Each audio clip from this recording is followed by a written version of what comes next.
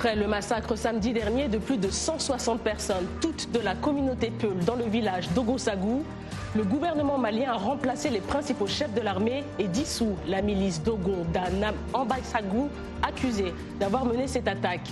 Le Mali est-il livré à une fracture ethnique? C'est le thème de cette nouvelle édition.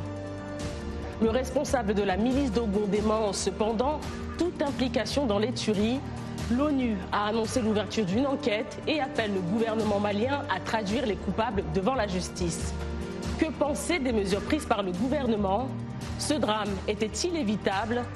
Quelle est la solution à privilégier pour apaiser la situation dans le centre du Mali? Autant de questions que nous aborderons dans ce Washington Forum.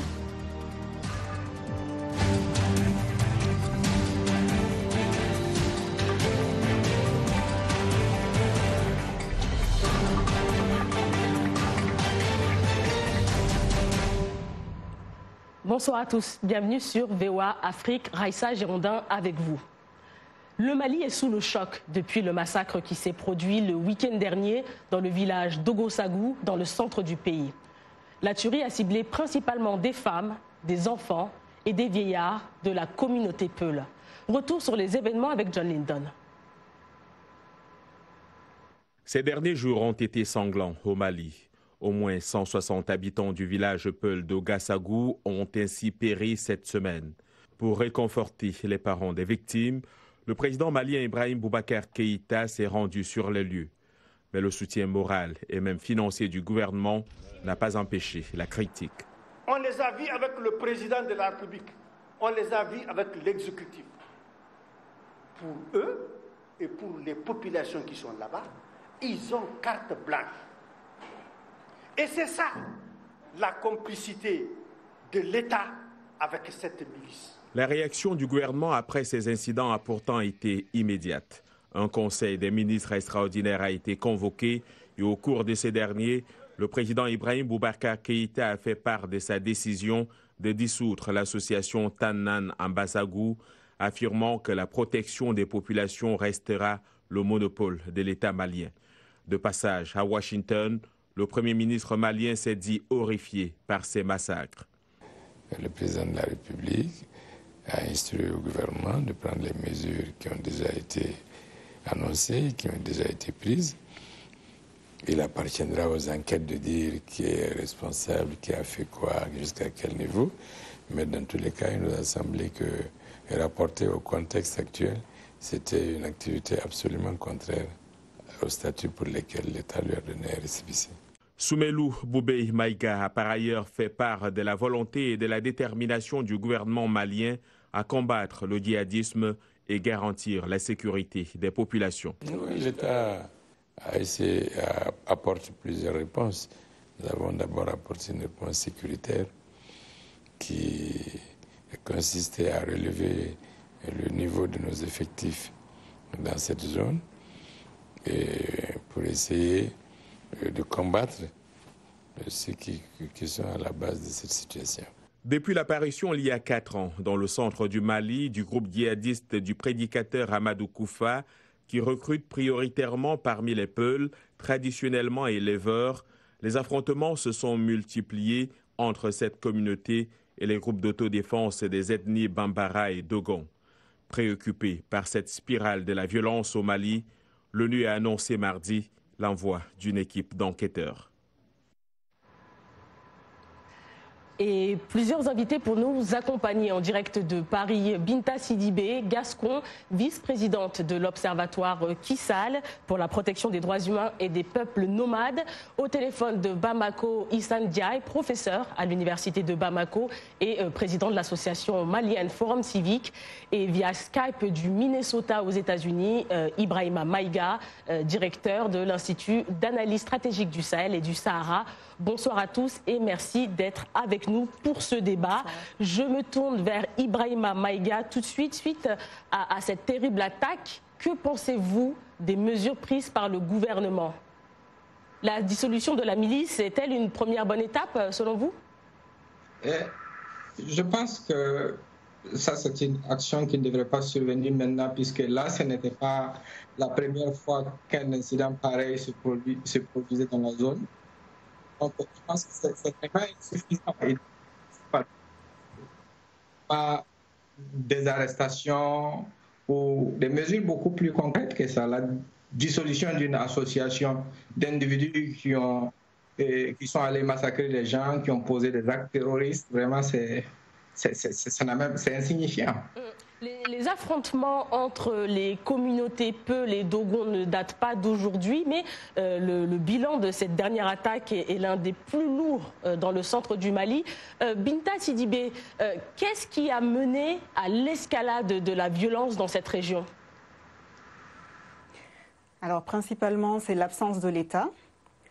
Et puis l'État a sous-traité quand même ces milices-là pour la sécurité, ce qui est quand même inadmissible dans un État de droit. Ensuite, il y a la prolifération des armes dans cette zone. Mais la chose la plus grave, c'est que depuis plusieurs mois, on a tiré sur la sonnette d'alarme. Des ONG comme Human Rights Watch ont fait des rapports, ont parlé de toutes ces exactions. En juin, on a retrouvé des charniers avec des corps de personnes Peul. Nous-mêmes, Kissal, ici, on a eu à faire une marche à Paris. Donc, la sonnette d'alarme était vraiment tirée. On ne nous a pas écoutés. Et je pense que ces sanguinaires, ces barbares sont passés à une nouvelle étape parce que tout simplement, ils nous défient tous. Ils défient la communauté internationale. Pour eux, ils l'ont fait. Qu'est-ce que vous allez nous faire ? Et rien n'a été fait à ce moment. Donc ça leur légitime aujourd'hui de reprendre et de continuer à ce nettoyage ethnique Peul. Binta, vous parlez de nettoyage ethnique Peul. J'aimerais entendre Issane Diaye. C'est vrai que depuis l'apparition du groupe terroriste d'Amadou Koufa en 2015, un certain nombre d'idées reçues circulent, car il a beaucoup recruté dans sa propre communauté, la communauté Peul. Comment voyez-vous cet amalgame et est-ce que ça ne pousse pas certains Peul aussi à se radicaliser? Bien sûr, mais moi je n'irai pas jusqu'à dire qu'il y a un génocide Peul en cours. Il y a des situations qui sont exploitées. Dans le cas d'Amadou Koufa, bien sûr, donc c'est normal qu'il recrute principalement dans son milieu, mais cela ne veut pas dire que tous les Peuls sont des partisans d'Amadou Koufa. Je pense qu'il y a cet amalgame-là. C'est comme dans le temps, l'amalgame qui a été fait avec les Touaregs. Tous les Touaregs sont des rebelles, tous les Touaregs sont des djihadistes. C'est cet amalgame-là qu'il faut vraiment éviter. Cela a servi de détonateur. Mais je ne pense pas qu'il y ait vraiment de véritables conflits communautaires. Parce que les conflits communautaires que nous avons connus dans le temps, c'était des conflits qui se passaient autour des questions de terre, de pâturage, etc.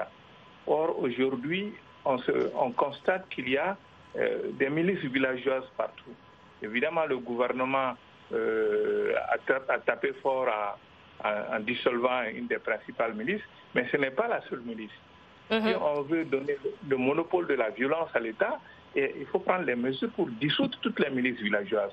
Parce qu'il y a des milices qui existent partout.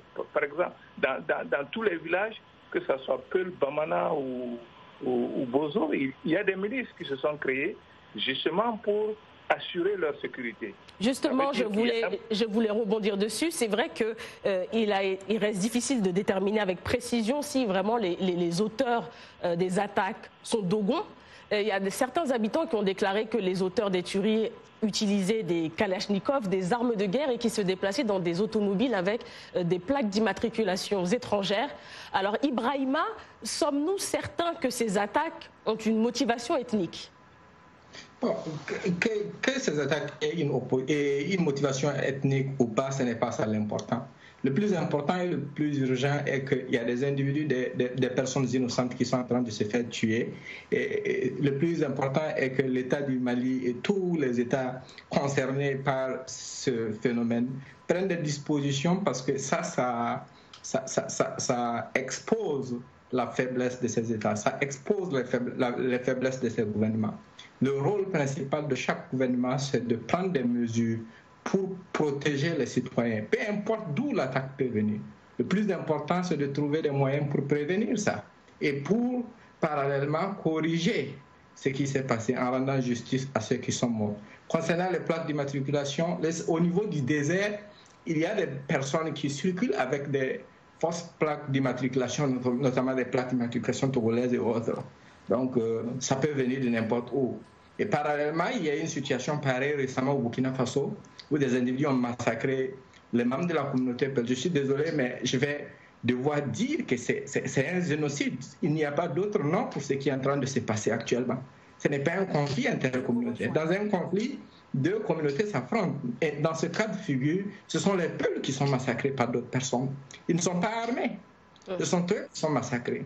Donc, je vais retourner vers Binta, parce que Binta, bon, elle a, je pense, un peu le même avis que vous. Mais pourquoi, selon vous, Binta, le gouvernement malien a-t-il du mal à sécuriser cette région? Je pense déjà, quand on regarde la carte du Mali, il y a quand même l'étendue qui est très vaste. Et c'est une guerre aussi qui a duré longtemps. Donc au niveau de l'armée malienne, ils ne sont pas équipés pour et ils ne sont pas formés pour. Et il y en a certains aujourd'hui qui sont psychologiquement touchés.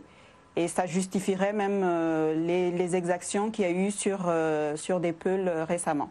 Professeur Ndiaye, selon vous, pourquoi le gouvernement vraiment n'arrive pas, parce que ce n'est pas la première fois, pourquoi ils n'arrivent pas à sécuriser la région?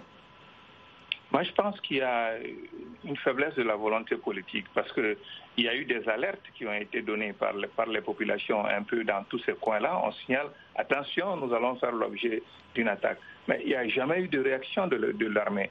Ou quand l'armée bouge, elle intervient trop tard, c'est après coup. Donc, il faut de l'anticipation. Ça veut dire qu'il n'y a pas une bonne analyse, à mon avis, au niveau du gouvernement de la situation. Il n'y a pas d'anticipation. On se contente simplement de réagir. Et le fait de dissoudre justement la milice Dogon, de suspendre ou de démettre des responsables militaires, c'est toujours des réactions par à coup, après coup. Donc il faudrait que le gouvernement prenne vraiment la mesure de la gravité de la situation dans cet espace-là, analyse bien la situation et prenne les mesures anticipatoires qu'il faut. Sinon, je ne pense pas qu'il y ait une politique délibérée de génocide de la part du gouvernement. Il y a des faiblesses structurelles au niveau du gouvernement. Il y a des problèmes donc au niveau de l'organisation de l'appareil sécuritaire. C'est toutes ces questions-là qu'il faut revoir et mettre en place un dispositif qui puisse prévenir de tels incidents. Oui, mais la question qu'on se pose aussi, c'est comment autant d'armes sont-elles disponibles dans le centre auprès de ces milices-là? Est-ce que vous pouvez répondre à cette question? Mais ce pays est devenu une passoire depuis plusieurs décennies. Et les trafics d'armes déjà dans la partie nord du Mali ont commencé. C'est ce qui a alimenté les rébellions. Il y a eu aussi donc la Libye, le phénomène de la Libye. Et donc on a pillé donc cet arsenal-là et c'est distribué partout. Et c'est descendu vers le centre, vers le sud, vers des pays voisins. Donc il y a ces questions-là donc il va falloir aussi prendre des mesures pour justement le désarmement général. Or, une des plaies justement des accords en cours, c'est que justement il n'y a pas eu ce processus de désarmement. On n'a pas cherché à désarmer, on a laissé les groupes armés garder leurs armes, ils en profitent pour s'adonner à toutes sortes de trafics. Et donc il y a parfois des armes de guerre qui sont utilisées parce que les gens disent qu'il y a des roquettes qui sont parfois tirées dans ces agressions. Ce ne sont pas des simples milices qui peuvent tirer donc des roquettes, d'où justement donc le soupçon d'infiltration de groupes étrangers aguerris qui disposent d'un armement perfectionné et qui s'adonnent donc à ces massacres-là.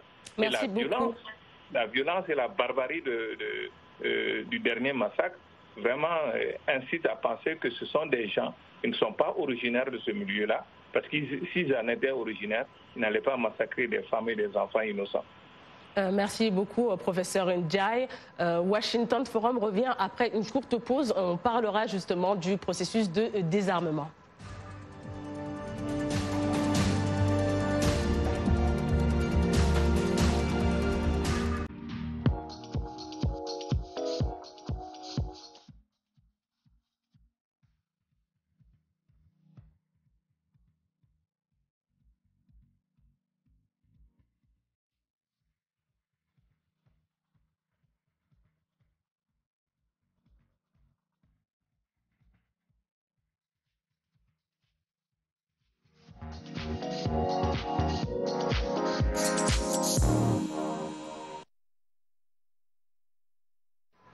Merci de nous retrouver pour la seconde partie de Washington Forum. Raissa Girondin, toujours en votre compagnie, en direct de Paris. Nos invités, donc Binta Sidibé-Gascon, vice-présidente de l'Observatoire Kissal, au téléphone de Bamako, Issa Ndiaye, professeur à l'université de Bamako et président de l'association malienne Forum Civique, et via Skype du Minnesota aux États-Unis, Ibrahima Maïga, directeur de l'Institut d'analyse stratégique du Sahel et du Sahara.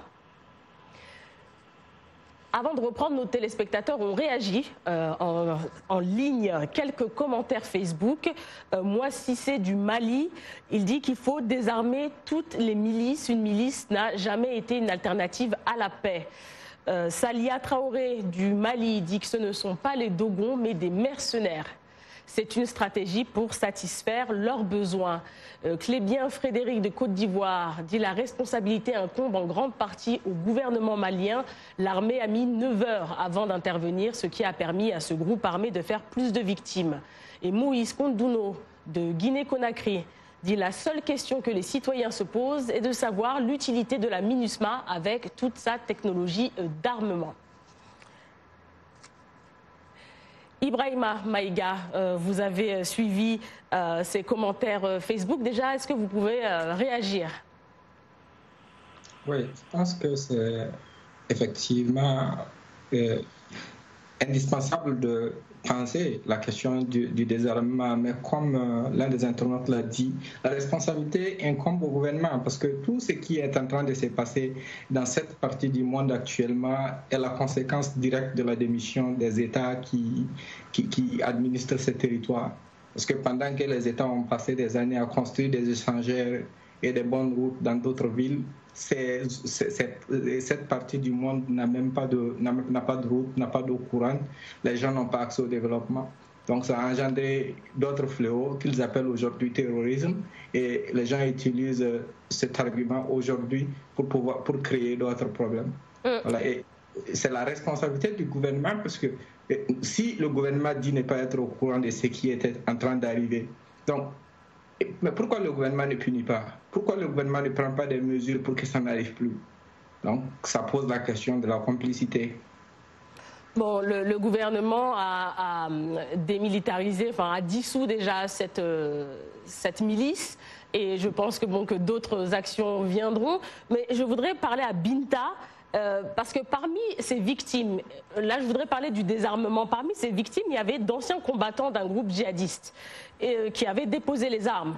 Et si aussitôt désarmés ils sont attaqués, alors est-ce que ça ne risque pas de porter un coup à ce processus de DDR, qu'on appelle DDR, c'est le démobilisation, désarmement et réinsertion? Tout à fait. Le problème est que l'État avait fait beaucoup de promesses par rapport au DDR qu'il n'a pas respecté et ça n'a pas marché. La preuve, c'est ce qui s'est passé samedi dernier. On a désarmé un groupe pendant que l'autre groupe n'était pas désarmé et on a vu le résultat de ce qui s'est passé. Ibrahima, je reviens vers vous. L'armée malienne n'est pas seule. Il y a sur le terrain la force militaire française Barkhane au Mali. Il y a la mission des Nations Unies au Mali, la MINUSMA. Alors, est-ce qu'il faudrait redéfinir leurs missions respectives? Il est très important de questionner d'abord leur mission avant de redéfinir leur mission parce que nous, on se pose la question à savoir ce qu'ils font là-bas. Dans une zone qui fait fréquemment l'objet d'attaques terroristes, et qu'on a toutes ces forces en présence qui sont là pour protéger les civils, puisque ça fait déjà partie de la mission définie actuellement pour la MINUSMA. Et si malgré ce fait, des individus sont capables de se réunir, aller massacrer des populations civiles dans une zone sous surveillance, et que les premières forces qui ont pu intervenir sur place sont intervenues des heures plus tard, les gens vraiment ont de quoi s'inquiéter. Issa Ndiaye, professeur Ndiaye, pourquoi, je voudrais que vous rebondissiez, pourquoi les forces armées maliennes, les casques bleus donc de la MINUSMA, n'arrivent pas à endiguer la violence dans cette région? C'est incompréhensible avec autant d'hommes et de matériel sur place. Si on prend le cas de la MINUSMA, je pense qu'il y a une ambiguïté. Parce que je me rappelle, le chef même de la MINUSMA a dit a dit lors d'une intervention que le rôle de la MINUSMA, c'est une force d'interposition, ce n'est pas de faire la guerre. Donc si ce n'est pas de faire la guerre, à quoi sert la MINUSMA? Donc il faut définir ou redéfinir la mission de la MINUSMA. Parce qu'on ne peut pas donc assister à de tels massacres et qu'on voit qu'il n'y a aucune réaction des forces des Nations Unies. Donc d'où la nécessité vraiment de préciser ou de redéfinir le mandat de la MINUSMA. Il faut que ce soit un mandat offensif. Il y a deuxièmement la force aussi Barkhane. Il y a des moyens aériens conséquents. On ne les voit jamais intervenir dans ces zones-là. Je pense qu'à la première attaque, ces moyens aériens de la force Barkhane et les hélicos de la force Barkhane et de la MINUSCA devraient donc venir en appui, au moins en éclaireur, pour essayer, au moins quand on voit des hélicos en l'air, on attend leur bruit, c'est dissuasif. Mais il n'y a pas de réaction à ce niveau-là. Ajouter à cela donc, la passivité de l'armée, on dit que c'est vraiment insupportable. C'est inacceptable ce genre de situation. Binta Sidibé, alors selon vous, quelle est la solution maintenant à privilégier pour apaiser la situation dans le centre du Mali? C'est le déploiement d'une armée républicaine qui va pas menacer les civils et qui va s'interposer. Et j'irai même plus loin. Il faudrait aujourd'hui que l'ONU revoie en fait le mandat de la MINUSMA. C'est inadmissible ce qui est en train de se passer au Mali en présence de la MINUSMA, de Barkhane, de toute la communauté internationale. Pour moi, tous les signes sont là aujourd'hui pour un Rwanda 2. Donc il faut rapidement agir.